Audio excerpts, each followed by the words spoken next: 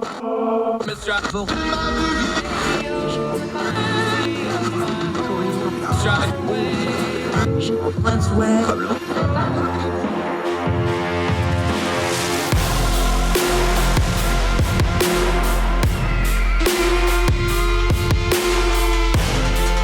your host, Andrew Donaldson. This is Heard Tell. Oh, welcome back to Heard Tell. We're just talking about family matters because, look, Canada and the U.S., we're neighbors, we're friends, we're family. Family quarrels from time to time. We're going to talk about it with Sabine Benoit, who is not a new face, but is a new name. And thank God for that, because I butchered it the last time she was on here. Sorry about that, my friend. Glad to have you back. Thanks so much for having me back. And I maintain that you didn't do that bad of a job with my old last name. It was perfectly fine. Well, you went off and got married, so you have my congratulations and my thanks, because Benoit's a lot easier to type into the graphics card. All right, Sabine, why does Canada hate America this week? And give 2 examples. We don't hate you. We're just really mad right now. Particularly, why are we mad? We've got a new tariff deadline, which has not expired yet as we're recording this. So I'm sure there's going to be shenanigans going there. We have Doug Ford having an immigration mess that's crossing borders because Doug Ford's going to Doug Ford.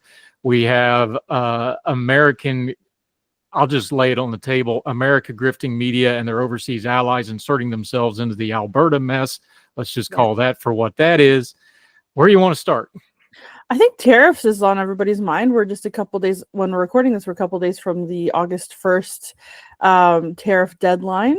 I can talk a little bit about what's going on right now. Basically, the Trump administration's threatened to impose 35% tariffs on a lot of Canadian imports starting August 1st, unless a new agreement is reached. But both sides are telling us that it doesn't look good. So on one side, Trump saying, these negotiations are really low priority for me, don't really care about it. Looks like it's just going to have to happen. On the other side, Carney's also saying things are not looking very good, looking kind of bleak.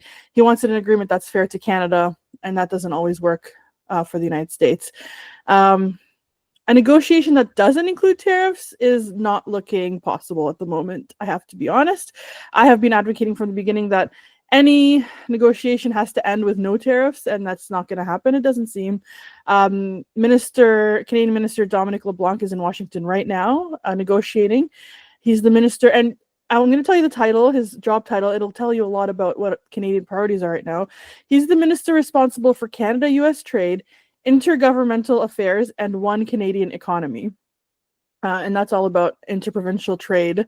So we can talk about that later as well, which is kind of important. Who came up with that title? That's like when South Park does a comedy parody of a Canadian government official. That's the title they would give him. Can we just admit that? It's really sad. They get longer and longer, and the people think they're more important, but really it's just a long name. I mean, the American government is infamous for its acronyms, but by God, at least we shortened it and made it something catchy. How would you even acronym that bad boy? You just don't. I think you have to say, thank you for welcoming the Minister of Canada, U.S. Trade and Regulatory Affairs and One Canadian Monarchy. And how does that go in French? Because you have to do both. Oh, yeah, I'm not going to try that because I don't want Quebecois people to hate me, but... Well, we know how patient they are, but we're kidding. We love our Quebecers. It goes to the cultural divide a little bit, though, and Carney's had to deal with this since he's came on board. Trudeau went under the train on this because he didn't fully understand it because he is he's from a different planet than Donald Trump. Let's just be honest about it. He just got ran over by the bullet because he didn't know how to handle it. Yeah. This is part of the divide is Canadian officials are trying to figure out, it's like, no, this is not about the institutions and the titles and the decorum and this is all about, can we interpersonally deal transactionally with Donald Trump or not? And when we do, he treats us pretty well. And when we don't, he treats us pretty badly. It's really that simple, isn't it? It is. And in the beginning, I had a lot of hope because it seemed like he had a much better relationship with Prime Minister Carney than he did with Justin Trudeau. So I had a lot of hope there. I was thinking, they had a really good first meeting. He seems to really like him. Carney's talking to him in the way that Trump likes to be talked to. And, we just have to do that so that our economy doesn't get destroyed. And inadvertently, we don't want the American economy to get hurt as well, obviously. But of course, we're maintaining that we need to figure out what's happening in Canada. So it looked like it was going well for a while. And now it just seems like it's falling apart. And we haven't exactly been great players in this negotiation either as Canadians. We went and did the digital services tax. We said we're going to impose it, knowing full well that Donald Trump would react negatively to that. So how do you go ahead and do that in the middle of a trade negotiation when you're trying to stay positive with your trade partner? So we're starting to irritate the Americans for no real reason at the end of the day. Like, it's a bit upsetting when you know the harms of tariffs. Like, obviously, as your listeners know, tariffs are just taxes on your own people. It's going to make our lives a lot more difficult. We're already in, a crisis of affordability, a housing crisis. We're having a lot of trouble paying our bills. And for us to impose tariffs on top of that, 35% tariff is going to be really bad. The US makes up 75% of Canada's total exports. And a 35% tariff on Canadian goods is going to shrink our GDP by like 1.5% to 2.5% in a year, within a year. We're looking at 200 to 300,000 jobs at risk, especially in Alberta, Ontario, and Quebec. So this isn't the time to, pretend like, oh, oopsies, we didn't know this was going to upset them. Like, I think we knew, we did it anyway. And with 300,000 jobs on the line, I think we have to be smarter about it. Let's talk about that media portion and the internet portion of it real quick, because the way Canadians get news, there's always been a lot of, look, 2/3 of all Canadians live within 100 kilometers of the border, or whatever that stat is. It's most of them, right? Especially that belt in the Northeast and down. Montreal to Hamilton to Detroit to Windsor, that area. There's always been media overlap. The internet has made it even more so because now you don't even have the borders. You do have some reform in Canada where you now have other networks besides just the CBC coming along, including things like News Forum that, full disclosure, I do commentary with. Yes. But that's a healthy thing. They do a really good job on stuff like that. So native Canadian media is kind of in its infancy in a lot of ways. And the American media has always been a big part and a big overlap, especially for the population close to the border for a lot of reasons. If you start tinkering with the internet streaming portion of that, that's a legitimate beef on all sides, because not only is it propaganda and political messaging, that's just kind of the new battlefield for politics in general. So when you're talking about something like Carney versus Trump, and you start dealing with who has domain over that media, and is the Canadian audience going to be able to get American media and vice versa, that really is a pressing issue that is an undercurrent to all the rest of this, whether it's tariffs, whether it's immigration, whether it's the economic stuff and the $1 trillion shared economy that Canada and the US have. That's the undercurrent is, okay, who's got in charge of the information of it? That's a big issue that needs to be framed in that way, not just in the normal censorship or who controls media and blah, blah, blah. Yeah, and I'll remind your American viewers that we're one of the only free market democracies in the world that have a state media. So we have the CBC here, and they are completely funded by the state, and that's, for me, a pretty scary thing. There's a term paper in there somewhere about how unhealthy those two statements put together as fact is, but that's just the way it is. It is. That's the reality here. So it is great that we have our own sort of independent style media. It doesn't even have to be independent. If it's anything outside of the state media, I'm happy. That would be great. We want to watch what we want to watch, and we like our Netflix. We like our American programming. It's all great. And there's other media issues happening in Canada where we're not allowed to see certain things. We're not allowed to, they have to promote Canadian media above American media to, maintain Canadian products, and all of that is silly and not freedom loving, because people should be able to watch what they want to watch, and if it's popular, then it goes to the top of the list, and if it's not popular, then it doesn't. The digital services tax in particular that we upset our American friends over basically is just a tax on non-Canadian digital services that have annual incomes of over $1 billion. They want to pay a 3% tax on revenues from Canadian users that are exceeding $20 million. This is all the technicality, but the actual reality is, in very very regular terms, is that Canadians are paying that bill. The corporations aren't going to be paying that tax. So they're expected to pay it retroactively back to 2022. That's like billions of dollars that I will tell you right now, Netflix is not going to pay.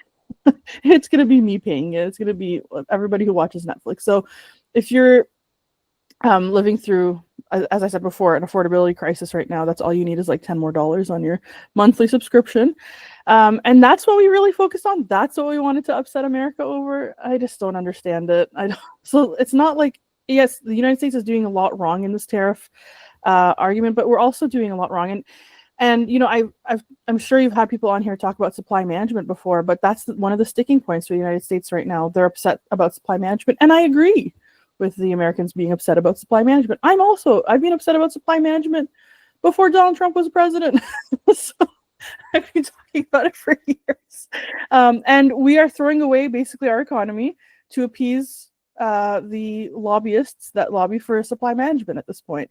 That's another issue that Canada is doing, is like propagating rather than actually coming to a negotiation with the United States on this horrendous tariff debacle. And just to give you one example of how this stuff all starts cascading and overlapping, last time you were on here, we talked about the provinces having their own economies and trying to get a national policy of, you don't even forget open borders with other countries. You can't even get open borders between the provinces. One of the things with the Canada customer sales tax right now is they're trying to figure out how to do the e-commerce part of that. And it's become a huge issue for people that just want to do small business or peer-to-peer transactions. It was so bad, TurboTax Canada had to actually put out a tutorial. This I will link to this because this blew my mind. TurboTax, the tax giant. How do I pay my taxes for e-commerce? And I pulled it up compared to the American one, and it's 3 times longer. Of course it is. Just explaining how to try to do it, because they have to explain it for every single province differently. Yeah. And they have to explain it, how much, the percentage of how much US and it sounds like madness. It is. I want to take the big picture view and go, okay, some of this is growing pains because it's going from the old to the new, and you're not going to do that in one step. There's going to be steps, and there's going to be growing pains. So I don't want to just flame through the whole thing. And I know I'm an outside observer and I'm American and whatever, fine. You know, throw your vitriol at me, oh ye the great North. However, looking at that, some of this stuff sounds so ridiculous on paper. How does it exist? It exists because provinces don't talk to each other. That is what is really the issue. But why? Break that down. Why don't? Because the idea of our states not talk, like, yeah, we fuss amongst our states, but you don't really have states. Though, you know, the Supreme Court, very specific guideline in our system of government, stuff between the states pretty much gets streamlined straight to the court, and the court handles it. It still takes a year or two, but you understand what I'm saying. Yeah. Our system of government is literally built around the states having a revenue and an access way to deal with problems with each other under the federal government. Some of this is systemic, yeah. It's not even anybody's fault. It's just the way the system in Canada is set up. Nobody's changed it. And now the global marketplace is going, no, we have to change this because we can't keep up.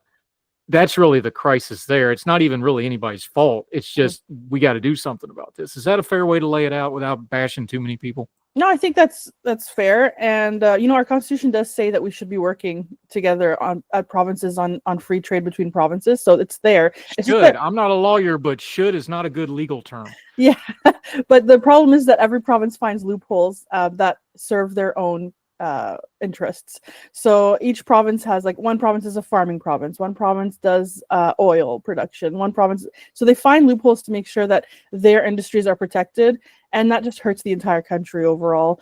Our federalism makes it so that the federal government tries to stay out of this as much as possible with every province. Lets the provinces do their own thing. But the problem that we end up with, and I'm not advocating that that federal government should have more say with provinces. I think it's good to have that separation for the most part. But the problem is that provinces are doing things in a vacuum, and they're not talking to each other, and they're just trying to appease their own lobby groups.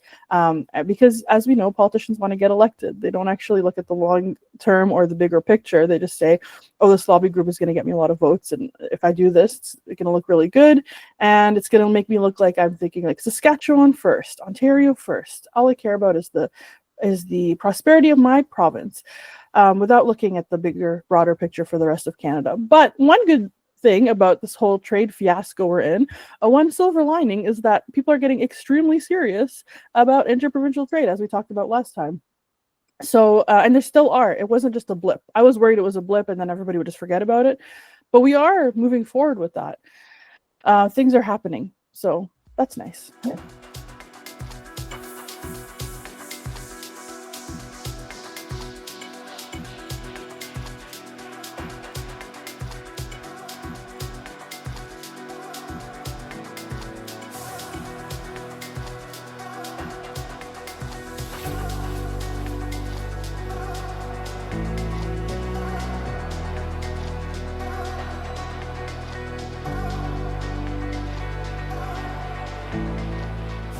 There's a recent news story that goes to part of the inter-providence stuff in a way that a lot of folks probably don't think about, but my background's actually in transportation, specifically air transportation and freight.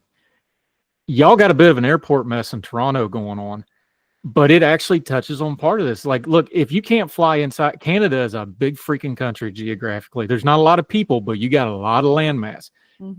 You ain't walking from Hamilton to Yellowknife. That ain't happening. This is a big country. You have to be able to travel in it, and you need air, you need rail, you need highway systems. People forget the Alcan through Canada has just got completed within my lifetime, as far as paved anyway. There's some infrastructure stuff to Canada, and the air thing that happened in Toronto, there's a labor component, there's an economic component, but it also fits into the rest of this. Is like, are we going to have a national commerce in Canada? And if you don't have air travel, Canada's going to be in trouble, because you got to be able to do it, especially when you compare it to your neighbor down South America, where inter-American air travel is just exploded the economy when you look at it over the post-World War II era, especially. Yeah, Canada's all about protecting itself and its interests, and we're kind of scared all the time to let other people in. And a lot of the problem we have with not being able to fly from Vancouver to Toronto for less than like $1,000 is because we don't really let foreign competition into the conversation in Canada. And then I have a lot of people when I mention this, they get a little bit afraid, like, oh no, but what happens if like all the Canadian airlines fall apart? Well, we're actually opening up a whole new economy for them to work in. They can start working more in the United States. They can do, interstate travel, which is nice. So by making things like sort of insular in Canada, it makes it really hard for you to go see your grandma in Saskatchewan if you live in Toronto. Like, you want to go visit her for a weekend? Too bad. It's easier to go to Mexico on an all-inclusive for a week. It's probably cheaper or the same price than for you to go visit your grandma. So it's hurting our tourism, like our inter-provincial tourism. Canada's a beautiful country. It's a huge country. It's a beautiful country. I love going to Vancouver. I love going out east as well. It's really, really nice. We've got beautiful things to look at and amazing people to talk to.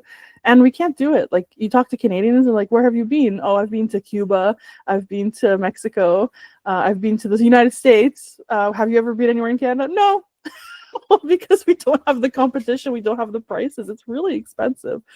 So we're kind of shooting ourselves in the foot under the guise of protecting ourselves, and it's just not working. I mean, I'm an outside observer and I'm not a psychiatrist, but if I was going to put Canada on the couch, I'd be like, so on this hand, you're talking about how the provinces aren't getting along and you're having problems with national identity. None of y'all are allowed to hang out or visit each other. Now, I'm just a simple hillbilly kid from down south. By your measurements, we're Appalachians. We're not Southern. That's a different thing, different argument. I'm not an expert, but I think them two things kind of go together. Yeah. Yeah, I think so. It would be nice. When I go, it's a personal story. When I go to Atlantic Canada, people speak differently. Like, it's a completely different world. They have a different accent. They have a different worldview. I love going there because it's like I'm going somewhere completely different outside of Canada, but it's still inside of Canada. And then you go to Vancouver, the weather's completely different. It's a really nice country. And the only reason I've ever been able to go and explore the country is because my work paid for it. My last job, I was able to travel in Canada for work. I would never have been able to experience that personally. I don't have the money to do that. I don't have $1,000 to go to Vancouver and then try to find an Airbnb that's less than $1,000. That's a housing issue, but it's different. But it's really expensive to vacation in Canada, or just to take a nice time to get to know your country that you lived in. I know immigrants who have been here 30, 35 years. My own parents, they got here in the 80s and they haven't seen most of Canada. It's just cheaper for them to go to a Mexican all-inclusive for vacation, even though they always talk about how much they want to go see Vancouver. But then they do the math and they're like, oh man, that's really expensive. So it's hard. It makes me sad, especially because we live in such a nice country. And the funny thing about it is, this is why the tourism spat is hurting, because Canadians travel to America for that exact reason a lot of the time. Oh yeah. It's just cheaper for them to go to Disneyland or Myrtle Beach or upstate New York or Vermont, or if you're in the Pacific Northwest, a lot of them go to Washington State, out in the country down there. That's a big tourist thing, or to go to California or to go to Mexico. Yeah. This all goes to, we do this thing with the headlines, and I know you working on the consumer side, so you're a little better at this big picture wise.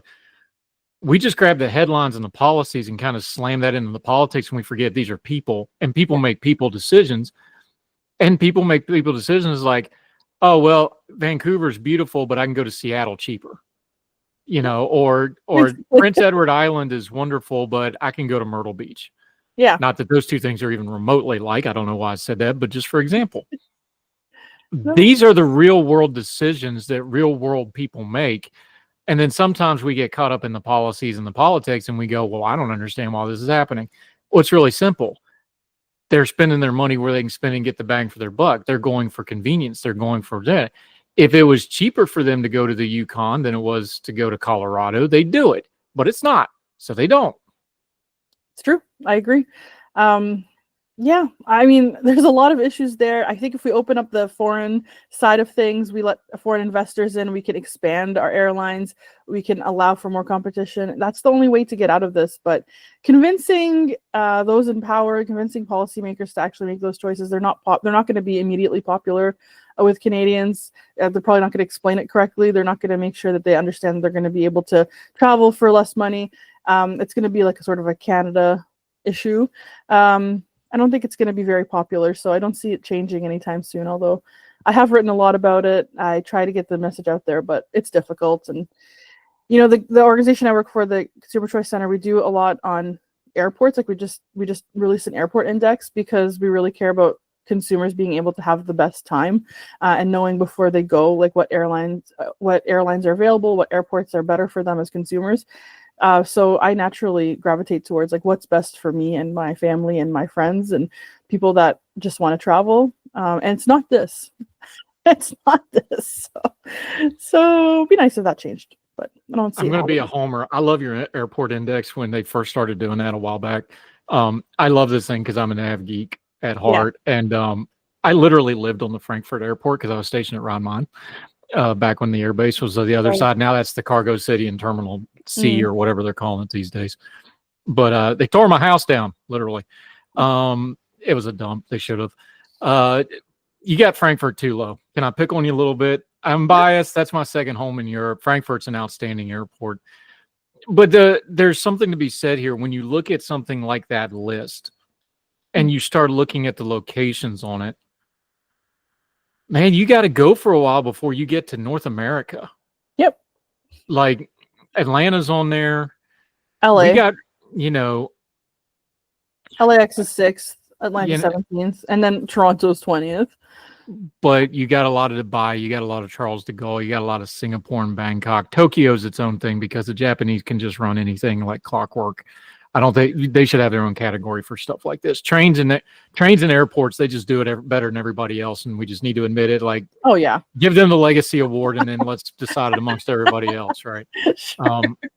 But putting that aside, when you're looking at a list like the airport index, yeah, it's the major cities of the world, but what you're really looking at is how the major cities of the world interconnect with each other. Yeah. And that's what's so striking when you look at this list and you look at the economics and you look at the policy is it's not just Tokyo and Barcelona and Charles de Gaulle, that's the Paris airport for those of you from Logan. Dubai, of course, because just the money involved in Jeddah and all those. these are where the money and the movers and the shakers and the economic decision makers, what you're really seeing is the DNA of the world economy here, because the reason Dubai is going up the list is because everybody in London is going to Dubai to invest and spend money. The reason Tokyo is up there is because Tokyo is the center of the Asian financial world. The reason you see, Spain and Paris, it's not just because they're traditional major cities. Spain is becoming more of a tech power. Paris is becoming more of a diplomatic thing all of a sudden.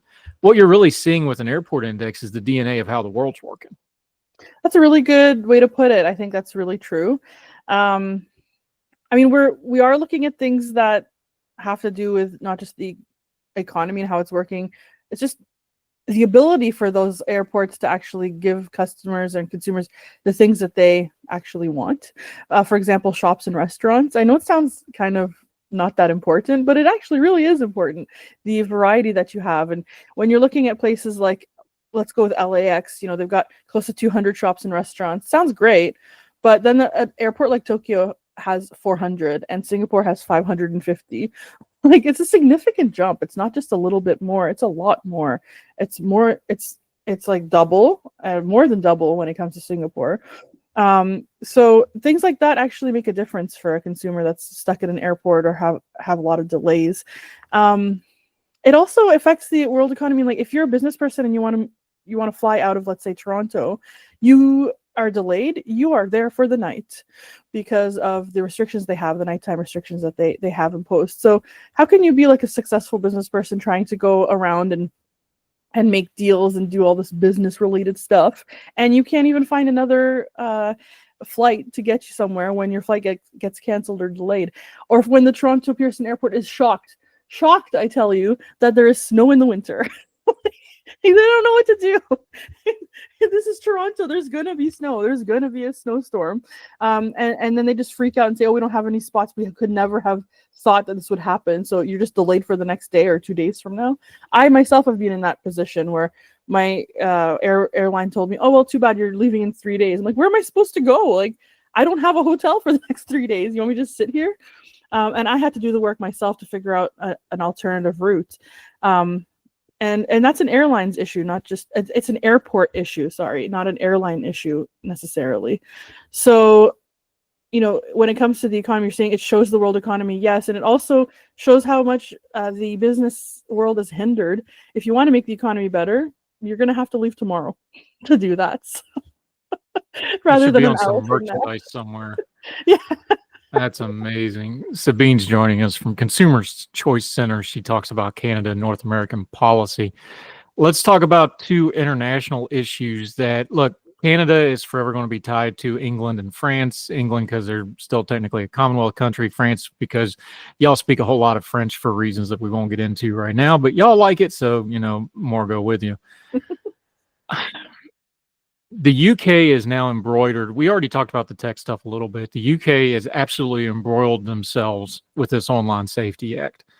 And because of the closeness in the parliaments and the system of government, plenty of Canadian voices want to give this thing a whirl, and plenty of Canadian voices like y'all's, because I know most of the people you work with, know that this is a really bad idea, and communist China has been trying to do it with total control of their society, and they can't figure out how to make it work. So good luck with a Western country doing it, because we have these things called VPNs, guys. It's not going to work, but they're going to keep trying it.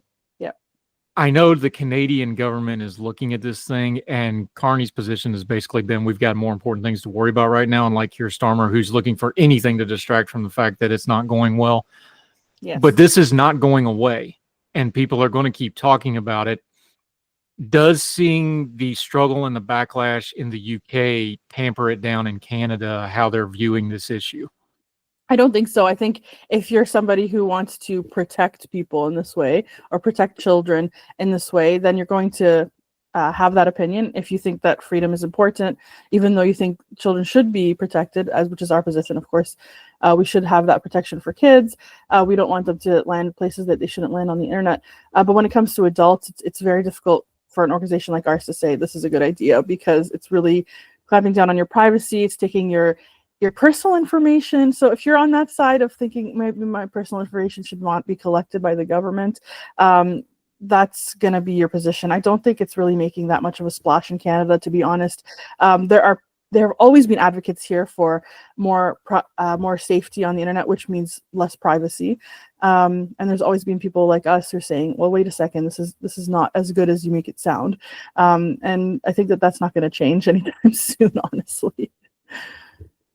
So Australia is, as we're speaking just today and yesterday, depending on when you get to watch this, Australia is going to take a spin at banning under 16-year-olds from making YouTube accounts. Now, I'm saying that very carefully because it's getting pitched as they're banning them from YouTube. They're saying 16 and under, you can't make an account. Wink, wink, nudge, nudge. We all know how that's going to go. But the people are trying to pitch it like they're banning it from the kids when they're not really. And the people that don't want it are saying they're banning it from kids when they're not really. Everybody's kind of using this for their own purposes. So even with all that said, I think back to a few years ago, one of our writers at Ordinary Times was going to do business in China. So I wrote a post and posted it criticizing Xi Jinping just to see if he could read it when he was in China as a Westerner with a little bit more freedom than the Chinese people do. And he couldn't watch it without extraordinary measures that we won't reveal here. But he's like, no, normally I would not have been able to see it. We tested it to see. You and me talking about Canadian politics should be available to 16-year-olds in Canada and Australia, right? Like that seems really basic to me. Part of this is I don't think people understand that YouTube is not just silly videos, although that's a lot of it, especially with shorts. YouTube's the number one news way for most people now. They get most of their news in America. Pew Research did this. YouTube is more important for news than any of the networks, and most of them combined. Same thing in overseas countries. I don't think restricting YouTube, which is the new television, that's what it is. It's the new television. It's YouTube. That's how the youth all do it. I don't think restricting YouTube is where it's at. Where do you fall on it? I think prohibition doesn't work. That's where I fall on all of these topics. I mean, you're taking prohibitionary measures, like saying you can't create an account, and as you said, like a wink, whatever. But like, I don't understand how they think this is going to work. I don't understand it genuinely. Do they think that not making an account is going to make it less likely for them to watch YouTube? Do they think that they're not going to be able to find ways to make an account? Have they heard of VPNs, as you said earlier? Like, I don't understand. It seems to me like it's just we did something. Government often does things that makes it sound like we did something. Look at us. We did this thing that's not useful in any way. It's not going to work, but we did it. And that's just really where we're falling. Like, just look at history. Every time we try to prohibit something or make it something bad, there's a black market for it. There's an underground for it. And this is going to be no different. There has been a lot of policies to stop people from seeing news. And that's essentially what this is at the end of the day, as you were saying. And that makes me really uncomfortable. I don't understand. At the end of the day, where are they going to get their information from? Are we pushing them more into niches on the internet where perhaps they become more radicalized, either on the left or the right? Is that what we really want to see? We want to see like groups forming more, like getting more internalized, but getting more niche. I don't know if that's the way we want to go, especially with the rise of, in my opinion, the rise of fanaticism on both sides of the political spectrum. That's really where it's going to end. And that's really where it ends when you stop people from being able to get information. Yeah, let's talk about that.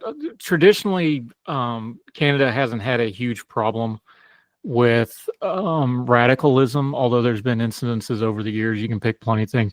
We'll set the whole Quebec thing to aside because that's its own thing. We'll talk about that some other time because it's Quebec and my French isn't good. So we'll talk about that some other time.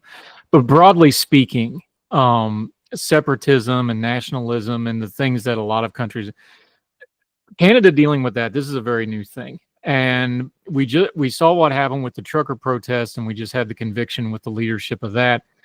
Now we have the Alberta separation thing, which has all sorts of bad folks. If you think that's a grassroots legitimate thing that popped out of nowhere, I'm sorry, you're just not paying attention. It's not. This is going to be more and more of a thing. And part of it goes to what you just talked about.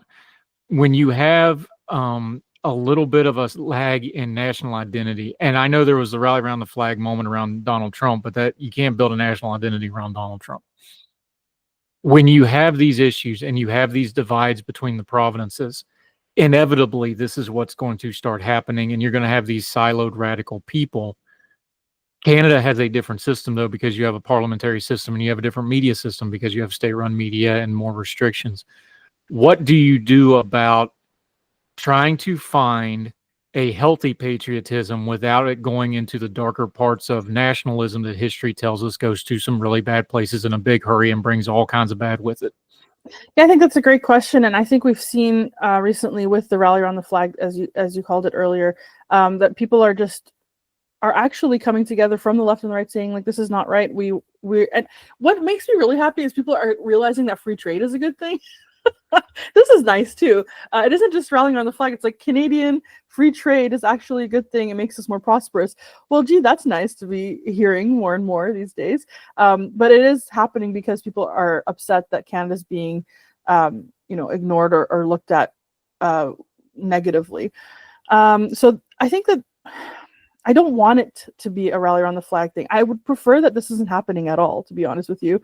I think nationalism can be a good thing to make people say things like free trade is good because we want Canada to be strong. We want our economy to be strong. We want people in Canada to be able to afford groceries and afford housing. There is, however, like sort of a dark side to nationalism, as you were saying. When we look at things like housing, I just mentioned housing. That's one of the things right now in Canada, across the country, that's making people a little bit more xenophobic. I'm going to put it that way. People are blaming immigrants for the housing crisis in Canada. You could see it on every forum, every comment section. It's really depressing. People are really upset about immigration. They want to shut it down. That's going to destroy our economy. There's like no question about that. If we completely shut down immigration, if we lower it so that we can figure out what's going on with housing, that has to be a very short period because our economy literally relies completely on immigration. Like 1/3 of our business owners are immigrants in this country. We have an aging population. We need immigrants. There is that xenophobia that's coming from housing, but also just from the zeitgeist, just from like the cultural move towards anti-immigrant sentiment. And we are feeling it in Canada. So that's the kind of nationalism you really don't want to see. You talked about separatism. So obviously we have a rich history in Canada of having to deal with Quebec separatism. Now we're looking at Western separatism. And in Canada, it's a bit interesting because we do have that Western identity that people have. Like they're different than the rest of Canada. And they have different experiences. And they've been getting the short end of the stick a lot of the time from Ottawa when it comes to things like pipelines to oil, the oil sands, things like that. So I understand where they're coming from. It's just like not helpful though. This is not the conversation I wish we were having when it comes to the West. We should be talking about pipelines. We should be talking about making the West more prosperous. Now that the United States is abandoning us when it comes to trade and our similar economies, we have to start making the West stronger. That's something we should be doing. But separatism isn't the way to do that, in my opinion. Although they have the right to ask that question and to make that claim, they have every right to do that. It's just not, I think, the most useful thing right now when we're dealing with this entire tariff issue that's hurting the whole country.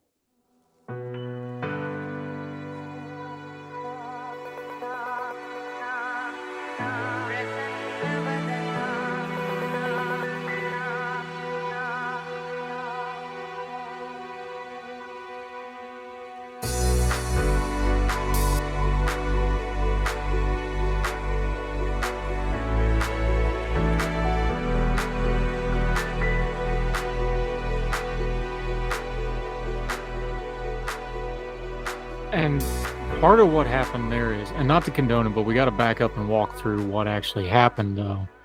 This is just the recent history of it. You can go back a lot further because the housing crisis is entering year 20, really, if you want to go back to when it really started cranking. Oh, yeah. This has been about 20 years, especially in the Toronto area, which is the epicenter of it. You go back about 20 years is when this thing really kicked off. Justin Trudeau, when he was premier, in a response to COVID, when everybody's already hyped up and everybody's already mad and everybody's already upset, that's the moment he decided to do a big immigration push. Was right at the heart of COVID. And I understand why he was trying to do it. Like you said, he's like, we're an immigrant-based economy. The economy's taking a huge hit. He was in political trouble. That's when he brought it up. Mm-hmm. But that also made the perfect breeding ground at the perfect moment when people were already upset for the bad faith people to just point at all the immigrants and blame them and blame Trudeau and yada, yada, yada. And we all know how those sort of things go. Yeah. That's the background on that. But what has happened now is, as the housing crisis, which is multi-layered, multi-dimensional, and has no one quick, easy fix. Let's all be adults here. There's no one quick, easy fix to the Canadian housing crisis, American housing crisis, UK housing crisis. Housing's multi-level. There's multiple things to fix it. But what's happened now is people, especially in the online political realm, they almost have this drumbeat cadence now of every time you say housing, you say immigrants. It's almost Pavlovian. Oh, yeah. It's housing crisis. Well, it's the immigrant. No, the immigrants are not buying $800,000 lofts up in Toronto. That's not how that works. That's not what caused that. That's not the problem. But it's almost become the automatic go-to. That's really the danger of that kind of rhetoric, is now you can't separate those two policies, even though they have a little bit of overlap. But in the discussion, you can't get away from it now. Oh, absolutely. And I think one of the legacies of Justin Trudeau is ending the consensus in Canada about immigration. There has been a consensus that immigration is good in Canada. That's something that differentiates us from a lot of other countries, that we actually like immigration. We're very pro-immigration, and we think multiculturalism and diversity is really great.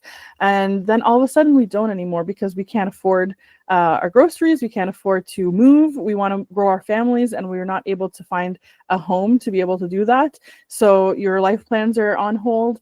It makes you really upset. So he did affect that in that way. The problem is that the OECD has shown us that politicians knew this crisis was a crisis in 2010, as you said. 2010, they already knew this was a problem. What did they do? Absolutely nothing. They didn't do anything to make it better. They didn't change the policies. They didn't change zoning policies. They didn't make things easier for developers to actually build. If it's a supply issue because immigrants are coming, taking all the homes or whatever. Okay, well, why didn't we start dealing with this in 2010 when this was an actual problem? Well, because they just didn't. And now it's really easy to scapegoat immigrants because they're vulnerable and they're easy to point the finger at. And what they're really doing is giving themselves temporary reprieve from the blame from Canadians, but causing a problem that we might not be able to take back for a very long time, and that people are turning on immigration in Canada. And that's really sad for the individuals involved that are getting the brunt of this, but also for our economy. So it's really very sad. I mean, things are starting to change now because it is a housing crisis. People are starting to change zoning laws, but only because they have to. They've been pushed so hard into it that they have to do it. And we still have Canadians saying, we want to keep our neighborhood character or whatever. Like, okay, your neighborhood character is really important and all that, but like, people don't have somewhere to live. People don't have places to expand their families. We don't have places for people to live. And so the federal government, another aspect of this, the federal government is trying to lessen temporary immigration in order to fight this housing crisis. But temporary immigration is students and temporary foreign workers. Temporary foreign workers are often agricultural workers that work and live in the same place. They have housing provided to them. And then students are people who pay, international students pay $40,000, $50,000 a year, like 3 or 4 times more money than the domestic student does. And yet the universities are not using that money to build housing for them. Like, it's just not the place you should be looking. It's just difficult. Because then you see that downloading onto the populace, which is getting really upset because they think the immigrants are taking their homes, and there's just not anywhere to live.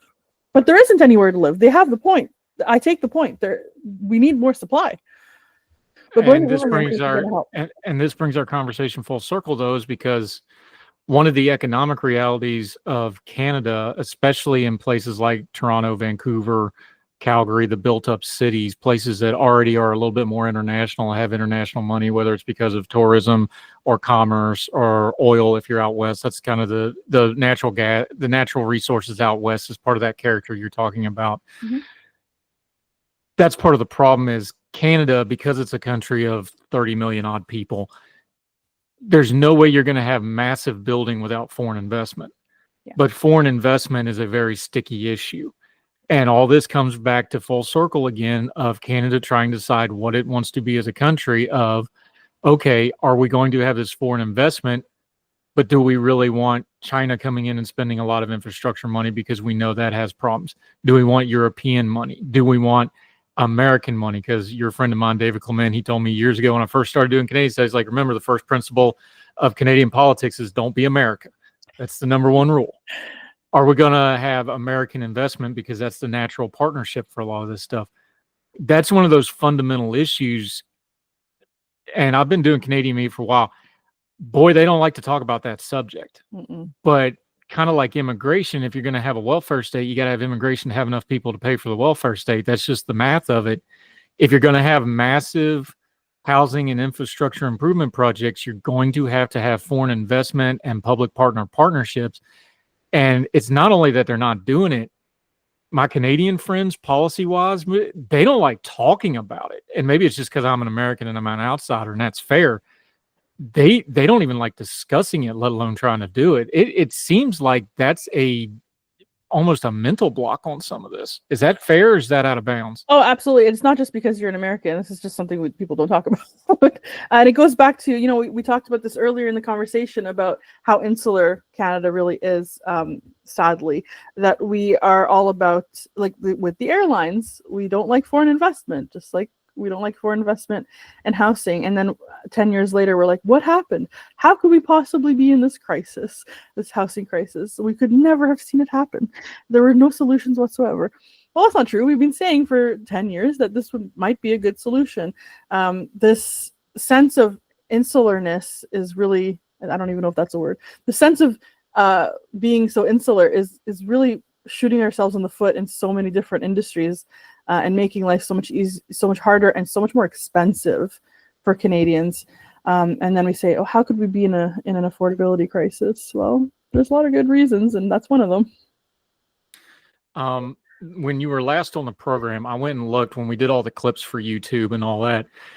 Do you know what the number one clip was from our prior conversation? It goes to affordability, which is an important topic. My proposal that we could solve a lot of this by putting Waffle House in Canada was the most viewed clip from that. And I'm shamelessly doing it again to try to get some more clicks. But that was the number one clip. Just to put something a little lighter on here is like my idea that we should export Waffle House to Canada. I think that would bring goodwill and a shared culture. I don't know if we can do poutine and hash browns in the same place without, the earth splitting in half. We could maybe give it a shot. I don't know. Hash brown poutines are a thing, Andrew. I've had. No. Those are two different things. Those are different. All right. Let's keep this friendly. Okay. No, I'm kidding. All right. On a lighter note, I hate to bring it up. I don't want to bring it up. I don't like being this kind of person or this kind of media personality. But look, we have to be professional about this. We're going to get through this as professionals because your country, Canada, needs it. My country, America, needs it. We've got to cover this in a responsible, sober manner in the way that this issue requires us, the heft, the gravitas, if you will. What's the French word for gravitas? I have no idea. Heavy, maybe. Justin Trudeau went on a date with Katy Perry. What do we make of this? I mean, they're both single, so go get it. Why not? Why not? Oh, let me count the ways. The internet has enough problems right now. It was the biggest story yesterday, I have to say, in my feed. People were freaking out. They're both single. Xavier, his son, needs to get into the music biz. He's trying to get into the music biz. Maybe she can help him out. So the version I heard was, of course, everybody's thinking it's a date or whatever. I had heard that there's business connections because of the son. When I looked into it, that's what I got told. It was like there was business connections, and if it's more than that, we'll have to see. That's the version I got. Exactly. The internet version, however, was people losing their ever-loving little minds. But they really did. That's the international, very online folks who are always looking for weird stuff to do with this. But how did Canadians do it? Because Trudeau is almost viewed, I'll say this carefully, and I don't mean this as an insult, I just mean it as a reality. Trudeau was always viewed by Canadians in the international community almost in the French version of viewing a national leader. They really didn't care about his personal life. And I'm tiptoeing around some stuff I just don't want to get into over the 10 years of his career because that's between him and his family, and I don't really care at all. But that stuff's all been out there for a while, and people just left it alone because the attitude's different than the American attitudes towards such things. And I understand Donald Trump's now our president, so I don't think I can even say that anymore, but you get what I'm saying. I don't know that they really cared about it, but how did it play in Canada compared to the internet's just losing their minds over this thing? Oh, people were going crazy. Canadians are going crazy about it too, because and the thing about Justin Trudeau, he just like shows up at like a Home Hardware, or like a Home Depot or something, and he's like, I'm building this thing. No, he's just like living his best life now, and we're happy for him. Just stay away from politics, live your best life, date Katy Perry, and we're good with it. But we were going a little bit crazy over it. I personally sent it to the group chat, my work group chat, and I said, big U.S.-Canada development. Katy Perry and Justin Trudeau might save us. You never know. Maybe we're friends again now. Because I have friends that work there, I so want to know some of those responses, but I won't ask out of perpetuity. I will respect the confidentiality of the group chat, but I still want to name drop 3 or 4 people. Like, I want to know what they said about that. And I want to know right now because I have good friends there that I love. Sabin Benoit, this is fun stuff. Heavy issues. We got to have a little bit of fun on the back end of it, though, because this stuff gets too heavy. We will have you back definitely, because I don't think Trump's done poking at Canada back and forth. And I want to leave it on this, though, because I got a little bit of a theory going, because people are like, well, all the tariffs, but the stock market's okay and the economy's mostly okay, although it's dipping in GDP and that sort of thing. We had a strong economic report just come out.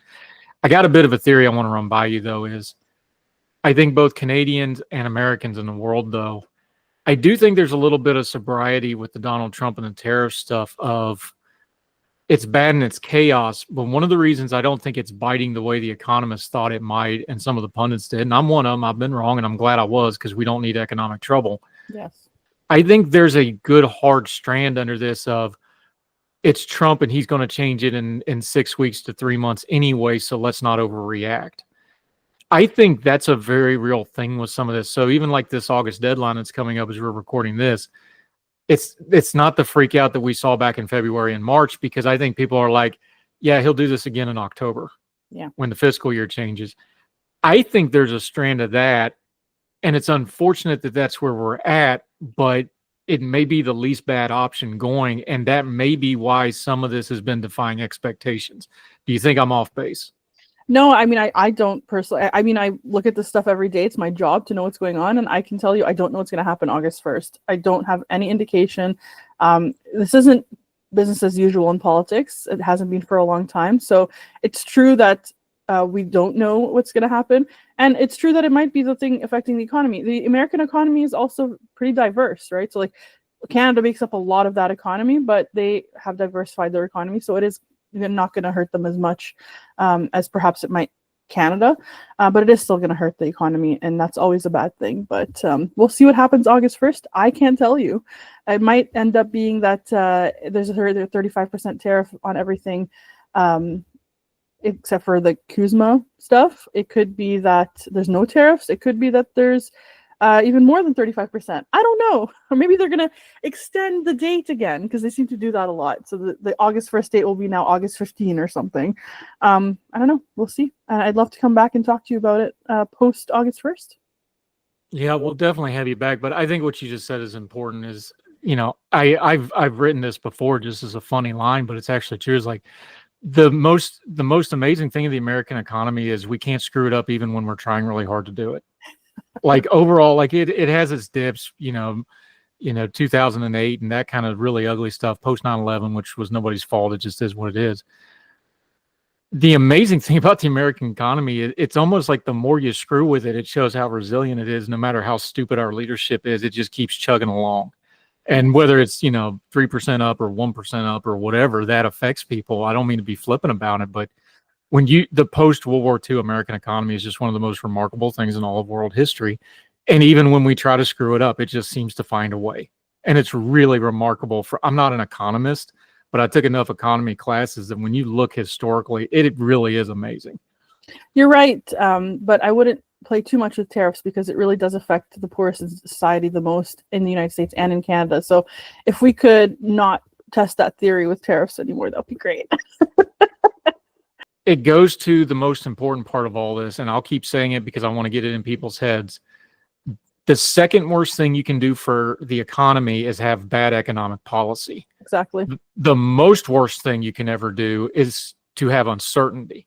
Exactly. Because you can adjust to bad policy, you can't adjust to uncertainty. So at some point, the uncertainty is going to catch up with everybody. But bad policy you can adjust to. Companies adjust to, especially with America. Because, and I'll leave it with this, but you can explain this. America is also unique in world policy because our government, we have so much turnover in our government. Other countries, China's been really great at this. China bases their policy on our presidential elections and our midterms. They know, oh, well, 2 years after a presidential election, the Congress is going to flip over, and they plan accordingly. The Ursula, her name escapes me, I apologize, the EU, she made a comment a couple of weeks ago, is like, we're making policy for the next 3 years. Because there's going to be another presidential election. Yeah. The world, America forgets sometimes that the world knows that we're kind of unique in how fast we turn over government, and they adapt to it. And the parliamentary systems and the EUs and the Chinas of the world, they know it too. I think some of this is people have figured out, like, well, we can ride out Donald Trump, and the smart ones have decided to do that. Yep, that's possibly true. Unfortunately, Canada can't get away from us because we are quite literally geographically tied at the hip. Exactly. we can all get along. You can't have the Stanley Cup back, but other than that, we're going to get along good. One day. One day. See, like this past year, we let you get close just so you get a taste, and then Florida is better at hockey than all of Canada. Just chew on it for a while. You know what? All your teams have Canadians on them, so whatever. We put an expansion team in Vegas, and they won a Stanley Cup. This isn't a technical issue. I just want that to hang there for our Canadian friends for a little while so they can fully enjoy the jouissance of that statement. See there? Who says I can't do French, huh? We're kidding, Canada. We love you very much, even our Quebec friends. Sabine, let people know where they can follow you, where they can keep up with you, what you got going on between now and when we get you back on Heard Tell, if they don't cancel us for all our Canadian shenanigans. Well, you can find a lot about what we're doing at the Consumer Choice Center on all our socials. On our website, we've got that airport index that you were talking about. I think that's really interesting to a lot of your listeners. I'm on X. I talk a lot on X. I'm a yapper, professional yapper. So you can follow me on X at Sabine Chidiak. That's still my last name from before I was married. Got to change that soon. And hopefully I'll talk to you again soon. We will. Go follow her on X. Follow the Consumer Choice Center. I wasn't joking. I do have quite a few friends that work there. They are excellent people. They do a lot of really good work. Make sure you're following all their stuff. Sabine, we will talk again soon if the new tariff laws mean we're still allowed to talk via electronic device. So we'll see you soon, my friend. Thank you, Andrew. Yes, ma'am. All the music on Heard Tell is provided under a Creative Content license from monstercat.com. Somos la